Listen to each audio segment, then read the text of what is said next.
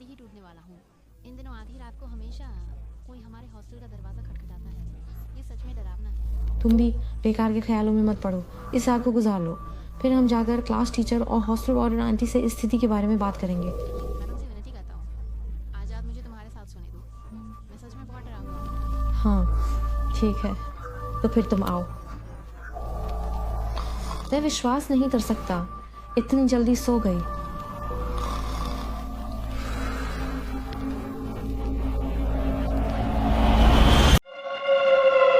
ये घटना 2021 में हुई थी। उस समय मैं अभी भी हाई स्कूल में थी। हमारे हॉस्टल में 12 बिस्तर थे, लेकिन तब वहां केवल 10 लोग रह रहे थे। मेरा बिस्तर अंदर की ओर नीचे था, जो बाथरूम और टॉयलेट के बहुत करीब था। नियम के अनुसार हॉस्टल में हर रात 10 बजे लाइट बंद कर दी जाती थी। लाइट्स बंद होने के बाद हॉस्टल वार्डन आंटी हर कमरे का निरीक्षण करती है। अगर उन्हें किसी कमरे में बात करने की आवाज सुनाई देती है तो वह दरवाजा खटखटाती है और चेतावनी देती है।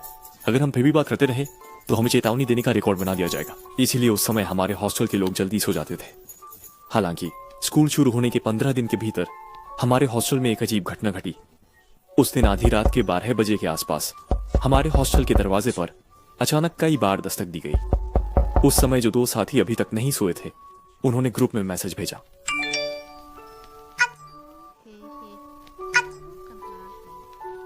और कौन नहीं सोया है? क्या तुमने भी दरवाज़ा खटखटाने की आवाज़ सुनी? वही है, जमा देर हो गई है। कौन दरवाज़ा खटखटा सकता है? क्या ये हॉस्टल की वार्डन आंटी तो नहीं? लेकिन हमने तो कोई आवाज़ नहीं की। वे हमारे दरवाजे पर क्यों खटखटा रही हैं? क्या कोई मजाक कर हमें डराने की कोशिश कर रहा है? नहीं, ये भी हो सकता है। हालांकि हम सभी बिना कहे समझते थे और उस दिशा में बात नहीं करते थे, लेकिन सभी के मन में स्पष्ट था।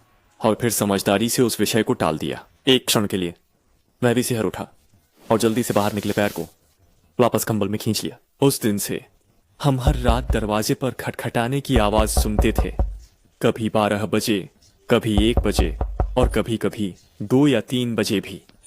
चौथे दिन की देर रात और भी अजीब बात होने लगी। उस रात मैं आधी रात को अचानक बिना किसी चेतावनी के जाग गया। चारों ओर सन्नाटा था। सन्नाटा इतना गहरा था कि मुझे कुछ विचलित कर रहा था। मैंने सोचा कि मैं करवट लेकर सोना जारी रखूं, लेकिन जैसे ही मैंने करवट ली, मैंने देखा कि बाथरूम के दरवाजे पर एक सफेद छाया है। अर्ध निद्रा में मुझे लगा कि कोई साथी रात में उठा है, इसलिए मैंने ज्यादा ध्यान नहीं दिया और आंखें बंद करके फिर से सो गया। हालांकि अगले दिन सुबह जब मैंने अपने साथी छात्रों की पायजामा देखी तो मेरा मन एकदम धक से रह गया, क्योंकि उनके पहने हुए पायजामा का रंग सफेद नहीं था। मैंने संकोच से पूछा, अरे कल आधी रात को तुम में से कौन बाथरूम गया था? साथियों ने एक दूसरे की ओर देखा, फिर एक साथ सिर हिलाया। एक पल में हवा में एक अजीब सा दबाव महसूस हुआ। मेरी पीठ भी ठंडी हो गई और मैं मन में सोचने लगा कि आखिर वो सफेद परछाई कौन थी। जितना सोचता उतनी ही बेचैनी बढ़ती गई। बस अपने मन की कल्पना को जबरदस्ती सामने लाना पड़ा। सभी को डराने से बचने के लिए मैंने चुप्पी साध ली। इसके बाद इस बात का फिर कभी जिक्र नहीं हुआ। आने वाले कुछ दिनों में हर रात दरवाजे की दस्तक वैसे ही सुनाई देती रही।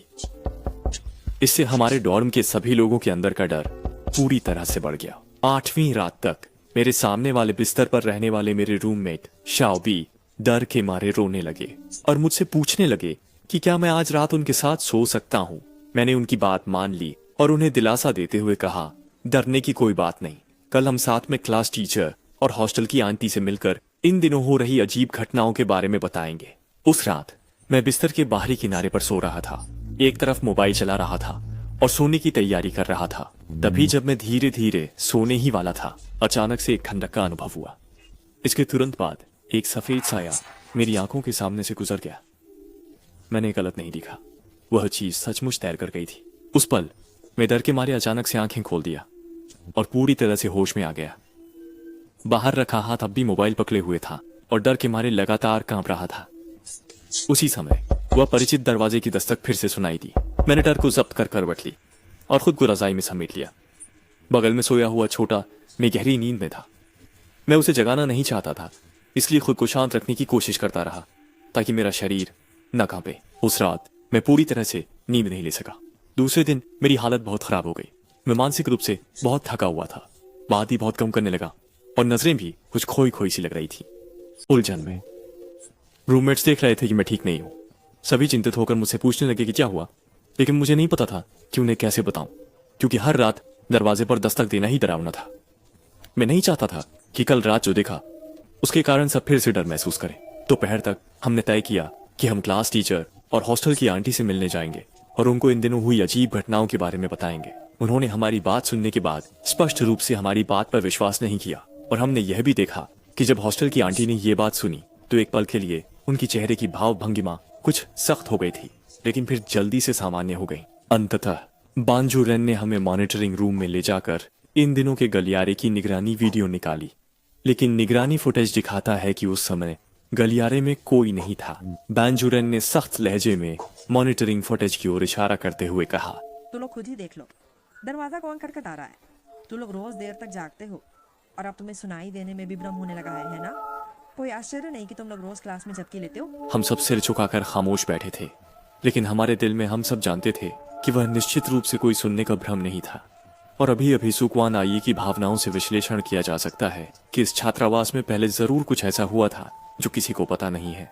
बाद में सभी रूममेट्स के प्रयासों से हमने आखिरकार कमरे को बदलने के लिए आवेदन कर ही दिया। इसके बाद से कोई और अजीब घटना नहीं हुई। वह कमरा पूरी तरह से सील कर दिया गया। एक दिन तक मेरे सामने वाले रूम में छोटे बी ने अचानक मुझसे पूछा, तुम्हें पता है उस दिन रात को मैं क्यों तुम्हारे साथ एक ही बिस्तर पर सोना चाहती थी? उसने आगे याद करते हुए कहा, वह इसलिए क्योंकि पिछली रात को अचानक उसकी आंख खुल गई। करवट बदलने के बाद उसने बाथरूम के दरवाजे पर एक सफेद आकृति को खड़ा देखा। शुरुआत में उसे भी ऐसा लगा जैसे कोई रूममेट आधी रात को उठा हो।